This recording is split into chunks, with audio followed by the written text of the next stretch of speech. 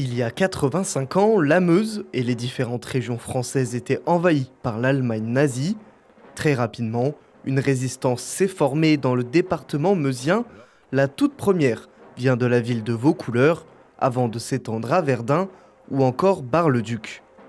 Dans cette exposition, aux archives départementales de la Meuse, un casque d'un soldat nazi ou encore un registre des résistants meusiens, une manière d'évoquer les grandes parties de la résistance départementale, mais surtout de mettre en avant quelques figures emblématiques. Du début de la guerre jusqu'en 1943, la résistance n'était pas armée. C'est sûr qu'avec plus de 3000 résistants, on ne peut pas évoquer tout le monde, mais on a essayé d'évoquer les grandes figures et représenter un petit peu toutes les formes de résistance, que ce soit une résistance, on va dire, individuelle. Il faut savoir qu'à la fin de l'année 1943, début de l'année 1944, il y a une grande partie de la résistance meusienne qui est décimée, avec 40 personnes qui seront déportées, 5 qui seront fusillées, puisqu'il y avait le tribunal militaire allemand qui était situé à Bar-le-Duc.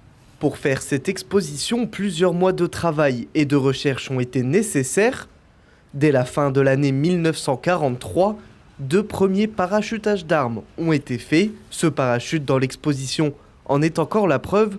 C'est donc le début des premiers sabotages, car de nombreux trains de déportés traverser le département, mais il y a aussi beaucoup de documents particuliers. Alors ici, on a beaucoup de comptes rendus en fait, d'actions de petits groupes en Meuse, et où on voit que justement il y a une multiplication des actions à partir de 1944. Voilà. Vous avez aussi un document qui est assez étonnant, c'est un petit cahier de comptabilité du maquis, mais qui est assez succinct. On manque un peu d'informations pour pouvoir bien l'interpréter, mais c'est un document qui est très étonnant et qui nous vient justement d'un fonds privé. Dans cette troisième partie de l'exposition, l'idée est de rendre hommage aux différents résistants du département, mais surtout de parler de la place des femmes dans la résistance, et notamment d'une femme en particulier. Et Madame Longeau, Élise Longeau, qui était sage-femme à Bar-le-Duc, et qui, à ce titre, pouvait circuler de nuit. Et elle a participé notamment au parachutage de 1943.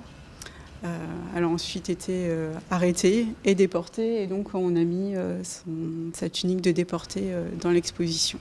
À la fin de la guerre, seulement 1000 résistants ont été reconnus administrativement.